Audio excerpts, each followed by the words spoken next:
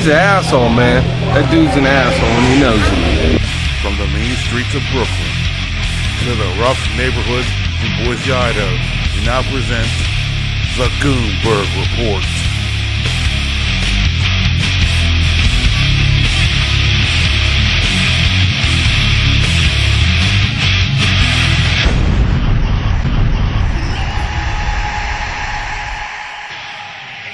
Ladies and gentlemen, welcome to the Goonberg Report. I'm your host, Mayor Goonberg, and today we're going to cover a topic that we don't talk about a lot, but we are now because this is happening more and more in the black community as far as among black men. And this is going to be explaining, maybe answering, asking, reflecting. We're going to talk about why a lot of black men are going red pill. And if you haven't noticed, there's more and more. In the beginning, people would throw shade. I was, like myself, I was considered red pill a long time ago because I looked out for myself and my brothers and my sons and nephews and the men who were under me. I told them to do yourself, and we always traveled. We did that. We did the passport thing. This is long before this was considered fashionable. We all did the marriage thing. I'm not married anymore. Maybe I'll talk about that in other videos. But we're going to talk about why so many men have now been coming over to the red pill movement. And we're going MGTOW, MGTOW, which means men going your own way. Now, a lot of women, and maybe I'll talk about this later. I want to talk about black men specifically. So when I say men, I mean black men. When I mean women, I mean black women as far as the aspects of this video. And let me put this little disclaimer out.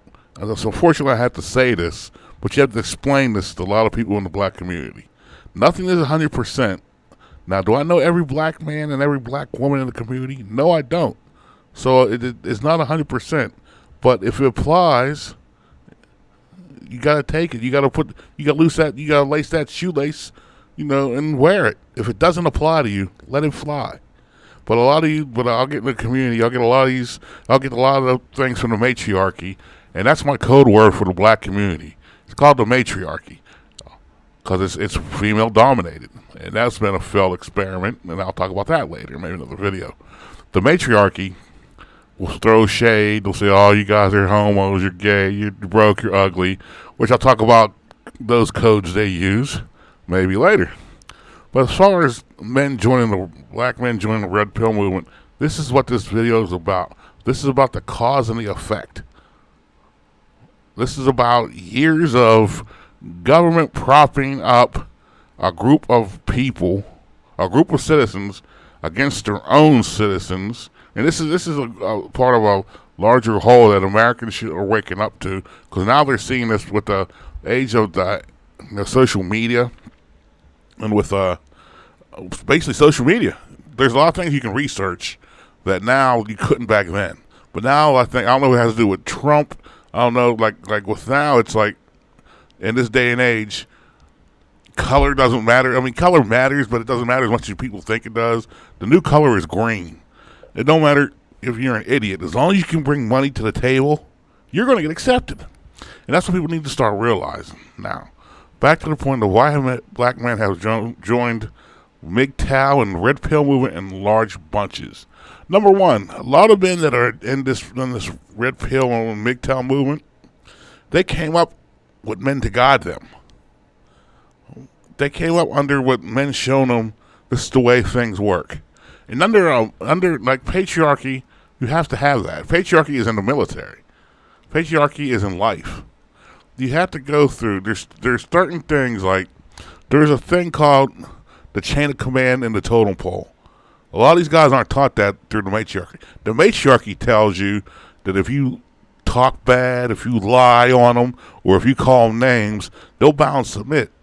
And back in the day, men used to do that. But I was taught by my parents who came up in my parents were born in the late 40s, like around 47 to 49.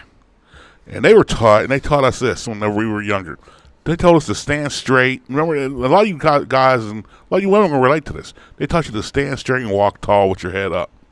And that was how we came up during the 70s, 60s, 80s. But now that's looked upon as a threat now, especially to the matriarchy. If you can't stand tall and don't take their BS, they're coming after you. But back to the video.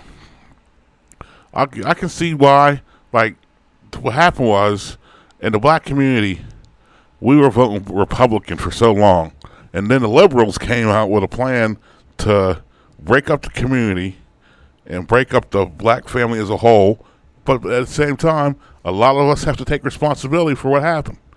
Now, it all started when we were Republican, and this is why I'm a Republican, because I'm a Republican more for business, not for personality sake, not for political sake, more for economics. When we were Republican, we were doing our own thing. We had our own neighborhoods, black officers, this, that, and the third. Along came LBJ and his Great Society. Now, LBJ, the Democratic Party was wondering how you get black folks to vote Democratic. And this was Martin Luther King was a Republican, and logic and reasoning, Malcolm X was a Republican too. But they were trying to, the Democratic Party was wondering, how can we get all these black people to vote Democratic? Well, they schemed this, that, and the third, strategists left and right. They were going to do it under JFK. Unfortunately, he got assassinated, so up came LBJ. And LBJ has the famous quote that his own staffers have said he said. This isn't some internet meme that's been posted everywhere that isn't true. This is what his own staffers have said. And he used the quote, "Oh, every nigger voting Democratic within the next 200 years." Now, what they've done, how are you going to get the people to do that? They offered up free incentives. First of all, when they give you the welfare, they kick the people. And I'm not here. And let me say this. Let me go with this. I'm sick of hearing these black folks saying, "Well, white people are welfare too." No shit, Sherlock. What's next in breaking news? Water is wet. Now back to we're talking. Stay on topic.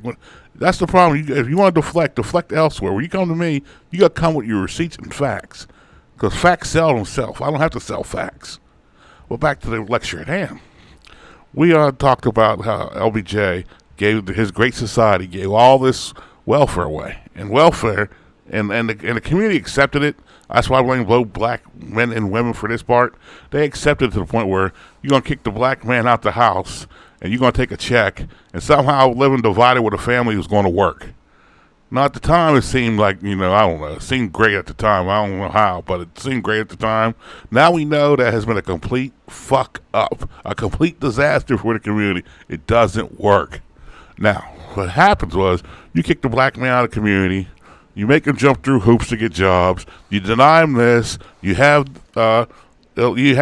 discriminatory laws against them, like drugs. Now, nobody should be selling drugs, period. But whenever you have these cocaine and crack laws where basically it's saying all it is cocaine, and you get a year for coke and 5 for crack, stuff like that, and then you once you get your felony, you can't get hired.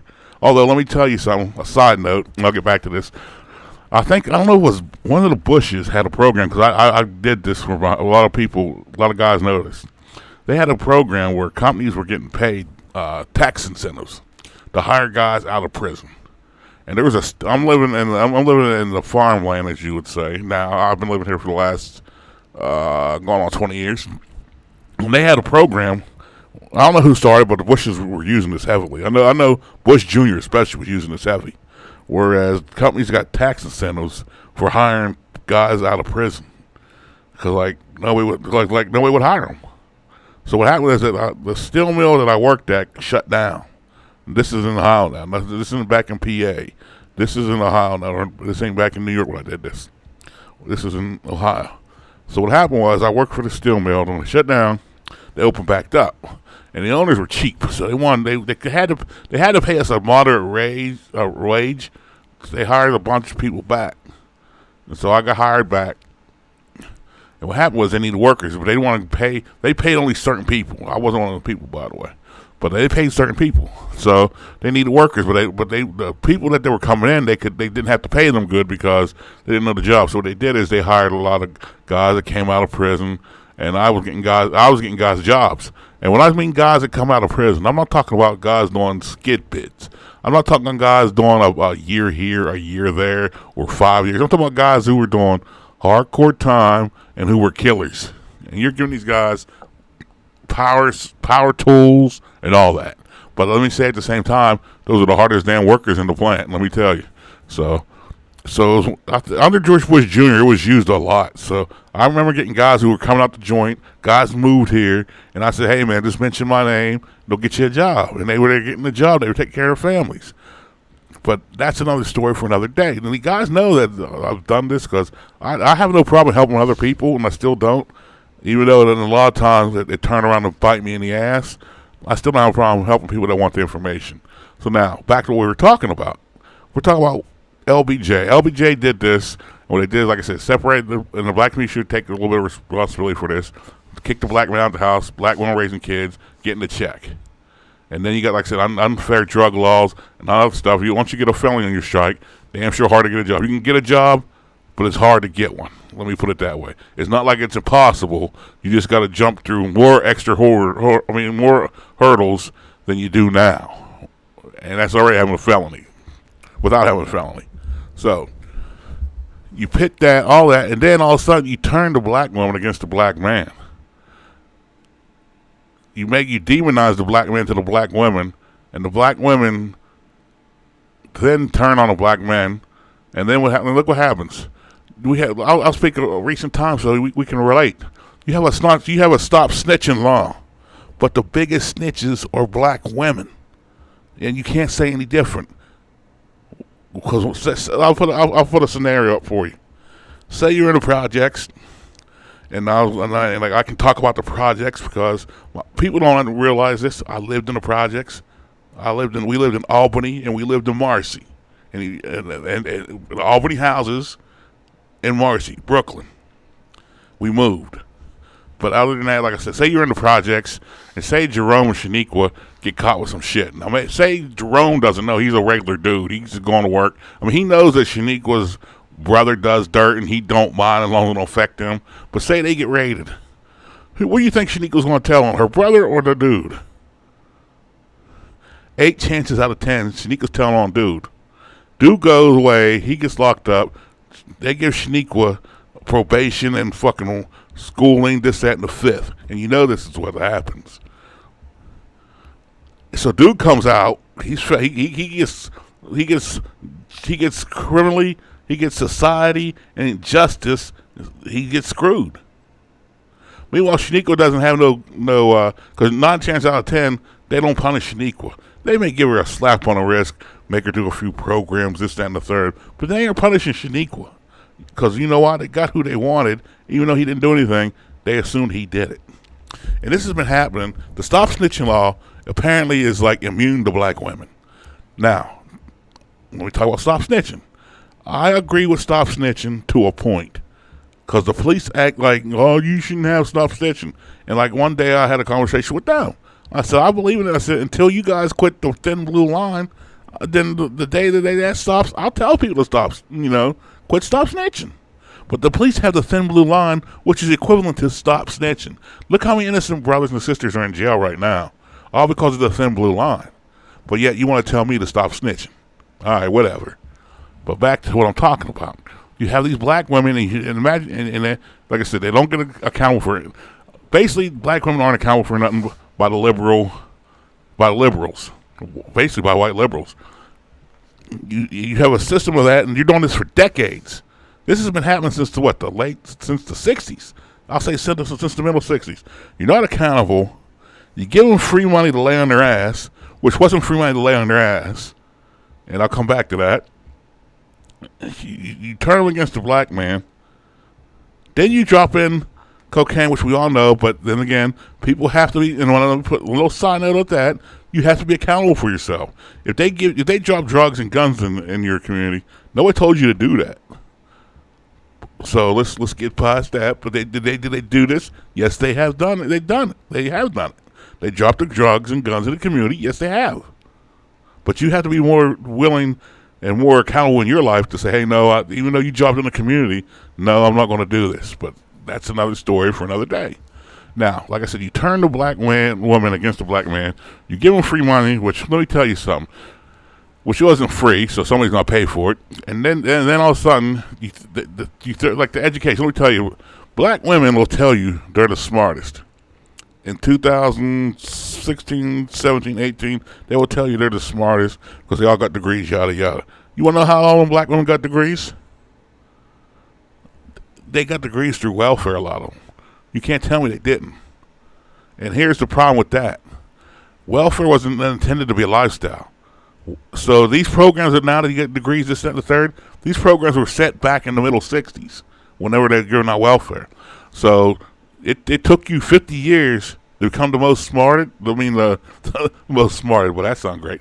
To be the smartest people, which I don't believe, by the way. You ain't beating the Asians. But it took you 50 years to be the quote-unquote the smartest ones.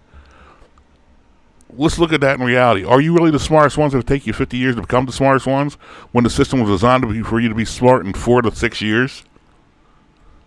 Who's really smart? Think about it. Now, back to lecture. And, like I said, the black women set you up. Liberals been pushing this agenda, and black women can do no wrong. The liberals made it to, like, if you criticize black women, you're a racist. You hate black people. Mind you, only if you criticize black women. You can't call black women out. And now, and black women don't understand a lot of things. Like I said, if you think I mean all black women, please don't listen to this video because it's above your head and below your feet and it passes you by. Now, black women, you can't tell them anything. You can't. They want to say something. And you guys know I'm right when I say this one because I know a lot of black men have heard this. Hell, I know white people hear this because they do it my job. They'll say, well, I just want to let you know. And I'm like, what the fuck you let me know? I knew that already. Well, I just want to let you know. What, you fucking stupid? I know that. They always say, or like they won't let shit die down. They always stir in the mix.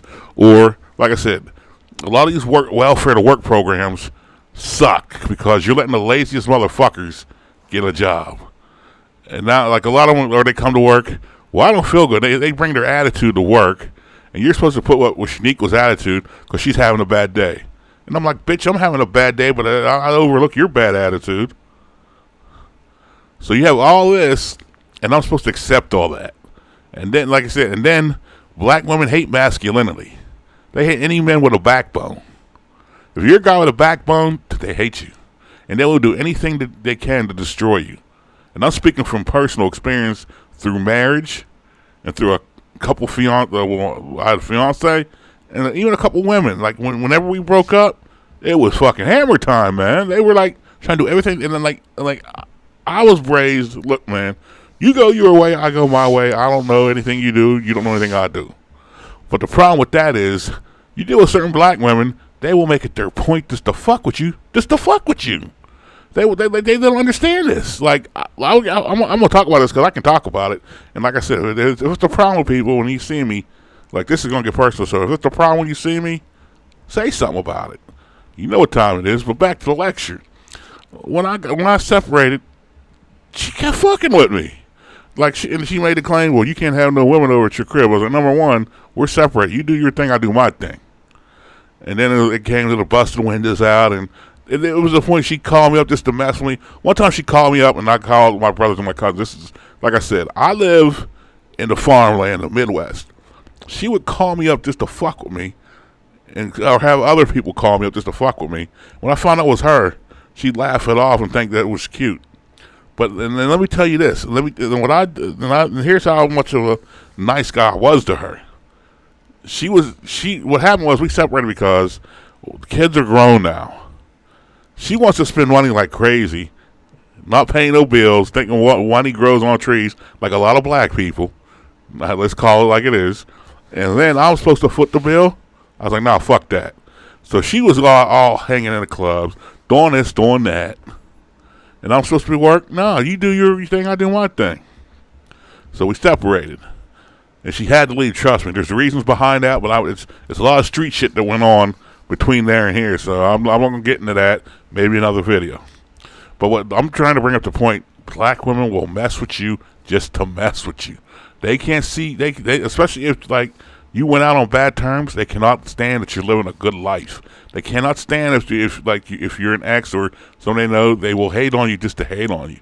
Hell, other black women hate other black women. What's that fucking tell you? Then there's these black chicks, let me tell you the mentality. there were some black chicks. One chick was like, she goes, she always fucking talks shit on me, like literally talks shit. Like when I talk shit on women, I do it like I have a bunch. If you ever notice, like I have a bunch of people that know me know I have more female friends than male friends. And when I talk shit, I don't talk shit to disparage you or talk shit to make fun of you. I talk shit to have. It's fun to me. We all joke around. I say F you, this and that. I'll say, I'll just talk shit. Well, then you got the ones that just talk shit because they really hate you, or you got the ones that talk shit thinking that you're going to get close to them because they like you. Because one chick did this. One chick was talking shit literally on me and the chicks I dated with or messed with, and then she goes to my cousin, how come he won't date me? And then she said the reason he won't date me, and this is another big thing, she said the reason he won't date me because I'm fat. I'm like, duh, do something about it. And it's another thing about black women. They want you to take you as they are, but they want to give you a list of demands and shit. They want to say he got to be 6 foot tall, muscular build, which I am, by the way, because I still work out. He got to have a little bit of money, cars, this and the third, and all she can be is a pile of shit. You gotta eat that. And when I say you, because I don't have to eat it, you do. And then you got these simps making excuses for him. Talk about, oh well, that's just how they know. Years to being beat down. No, you're just a simp and you just want easy pussy. And back to what I was saying, the stats show that 80% of black women are overweight. And it shows that 63% of them overweight out of that 80-something% are obese. But I have to accept them. But there are studies you can Google it yourself where fat women, especially fat black women, don't want fat dudes, black dudes. But that's okay. Because the liberals pushed that agenda so much, they built a Frankenstein. They built Bizarro. You know how Superman, they built Bizarro. They built somebody who now even the liberals can't control these motherfuckers. They just came out the box. But this is all reason. And now here's what gets me. Well, black women say, well, I'll just go to another race. Well, now you can't, because all these other races of dudes are starting to say, wait a minute here. Why are these black men leaving black women in Exodus? And let me tell you something. A lot of them aren't leaving black women for white chicks. Some do. That's their personal preference. A lot of them are leaving for Africans or like people from the islands because they want traditional women. Like like myself. I have dated, and I still will currently date. I mean, I don't mind going out with a black chick from America, but I got to get to know her first. I got to see her background. I got to see her family and all that. Because now I got to be like a fucking credit report. I got to be like see a lot of shit before I even deal with them. But like somebody from the islands or somebody from Africa, 8 times out of 10 they're a traditional family. I mean, you got your fuck boys and fuck girls and your Africans, but 9 chances out of 10 they're traditional. Like you got to get the first generations that get here, and maybe the second generation after that. But after that, they're Americanized. But you get the first 2 generations. Like the one chick is from Ghana. I mess with off and on. We're still good friends to this day. She's cool as fuck. We hang out once in a while. But like I said, she's first generation. Now, back to this. This red pill thing is perfect for black men. Because like I said, all you got to do is they advise you travel, meet new women, and do your own thing. I was on that long. My parents taught me to be self-sufficient. Like if like I said, I've been out here 20 years. I didn't know I knew one person, and then we weren't friends, but I knew them. And I moved out here, and then I was married. That's another video I want to talk about, what you shouldn't do unless you want to really live with them. Because you marry them, don't go by the state because you're going to be screwed over. But that's another thing. Back to lecture hand. Red pill teaches you about self-improvement. Like if you want to attract a specific type of mate, it's kind of like a dedicated following. It's maybe small, but it's like a demographic of men who, one reason or another, don't fit into the general narrative about intergender dynamics. And like I said, I explained to you about black women. And I haven't even gone into the video about I might post a video about what that one soldier lady said about black women, which is facts. But other than that, plus now I have to teach the young, like my sons, we teach our nephews, we got to teach the kids, the young men come from under us, how to act right, work hard, treat women right, and be good, be a good dude in general. But women don't respect that because it's either their way or the highway. Well, guess what, bitches? I got the keys to ride, and I'm fucking going 95. We're out of here. But the main thing is, like I said, and you can't tell black women anything. They don't know how to negotiate because it's their, like I just told you, it's their way or the highway. And they have they have some of the dumbest logic whatsoever. If you don't agree with them, you're gay, you're ugly, you're broke. Then they say, well, then here's another one. Or Shanique will have 85 kids to deadbeat dudes, but because you don't want her, you got a problem. No, I ain't got a problem with Shaniqua. You take care of all them kids, that's your problem. And the government's taking care of them, number one. But my thing is, I want a chick that has no kids. In this day and age, it's hard. But if she does have a kid, which is not advocated for me to, I'm gonna tell young men off the bat, date a single chick. Do not date a chick with a mother. Do not date a single mother whatsoever. If you're under 30, you have no business dating a single mother. You don't want if she's a single mother, you don't want that responsibility. Because she don't think she got a pookie in her life. Stay away from her. But I'm to the point now. If she has one kid, I'll accept that, but only under the conditions. I run the show. It's my show. I want to say, if she has a kid to a deadbeat, like a pookie, if she has a kid to pookie, I refuse to mess with her. Because I know there's going to be drama. I'm not going to sit here at my age and my set life and get in a fight with Pookie because he ain't got shit and he's mad because I'm messing with old girl. And sometimes the chick likes shit like that. They like you to go get the attention, yada, yada, yada, this, that, and the fifth. Now, I still, do I hate black women? No, I don't hate black women. But like I said, when I was making, when I talk about black men have to be responsible, they were eating that up. But now this video, they're going to hate it because that's how they are. But now red pill should be a part of, if you're a young man, you should be red pill. Because like I said, the world is your oyster. And a lot of black women don't understand. In today's society, look at the culture that everybody's using. They gave you guys a pittance and took our culture.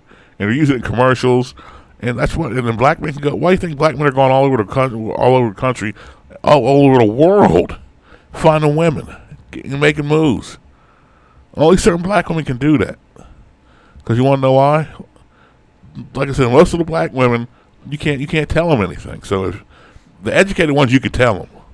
Because they ain't stupid. They see how the real world works. It's these ones that you can't tell. They're set in their ways. Well, the ones that say, "Oh, I'm just telling you. I'm just letting you know." I'm like, "What the fuck you letting me know for?" But at the end of the day, young man, be a red pillar. Be MGTOW. Don't worry about some chick telling you, "Oh, you're gay, you're this, you're that." Because come up under if you don't have a guide mentoring you, go find one. Because I don't deal with it. A lot of them. Plus, it's another thing with the matriarchy. The matriarchy turns these young boys into feminized men. Let me give you an example. Look at the Terry Crews situation, which is really fucking embarrassing. He gets on there crying and whining about how some guy grabbed his dick. Now, mind you, the dude was fired. So, there's truth to this. But he gets up here, he talks to D.L. Hughley, 50 Cent, and a few others, that he's going to slap the toxic masculinity out of him. Well, where was that slap when that dude grabbed your dick? Well, you weren't slapping that dude. So don't think I'm gonna buy you slapping people if you didn't slap the dude who grabbed your dick in front of your old lady. Don't. And this is the thing. This is the type of dudes that get raised under the matriarchy. You want to be all tough Tony with these guys, but when it's time for you to be tough Tony, you let them grab your dick and put your head down. You have the balls, grab my dick. Your wife's and think about how his wife had to look at him like that. Like, what the fuck you doing? You grabbed your dick. That's the only time I'll agree with a black woman. What you doing? You grabbed your dick. But you put your head down on that, but all of a sudden you want to go around smacking people. Fuck out of here. I don't believe that. So this is a video. I didn't mean for this video to go on that long. And wow. I didn't think it would be this long, but there's more to this topic.